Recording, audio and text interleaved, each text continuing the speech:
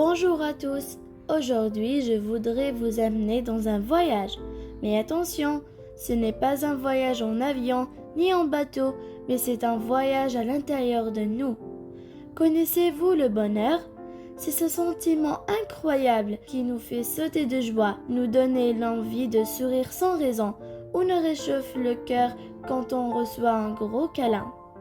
Aujourd'hui, je vais vous raconter l'histoire de moi-même, Malak Lemkacher de la classe de CM2 Molière.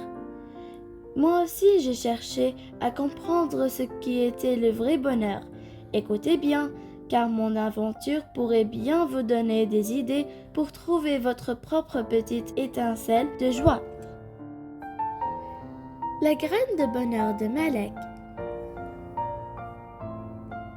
Malak était une petite fille au cœur immense, mais parfois elle se sentait un peu vide.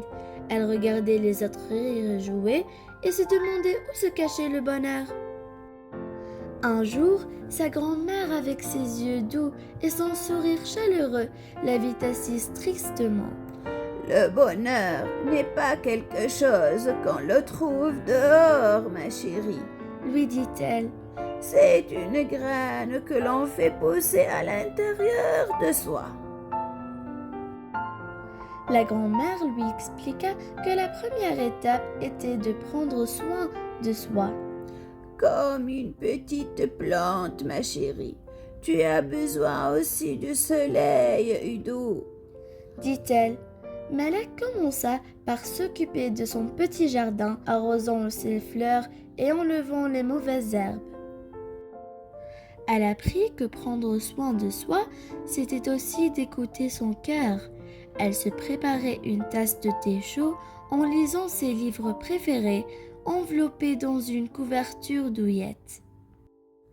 La grand-mère lui enseigna ensuite l'importance de la prière. Parler à Dieu, c'est comme parler à un ami très cher. Cela apaise l'âme et remplit le cœur de paix.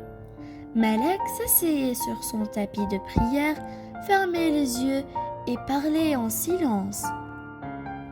Elle sentait une tranquillité grandir en elle, une sensation douce et réconfortante. C'était comme une petite lumière qui s'allumait à l'intérieur. La dernière leçon de sa grand-mère fut de partager cette lumière. Le bonheur que l'on donne aux autres revient toujours à nous multiplier. Malak commença à aider ses voisins. Elle porta les courses de Madame Fatima, la vieille dame du coin. Aussi, elle aida son ami Léo à retrouver son chat perdu et ensemble, ils collèrent des affiches dans tout le quartier.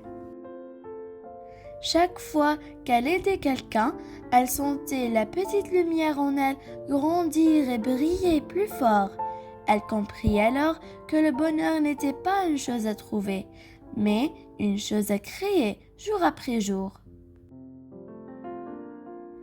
Et Malak, avec son cœur rempli de lumière, ne se sentit plus jamais vide.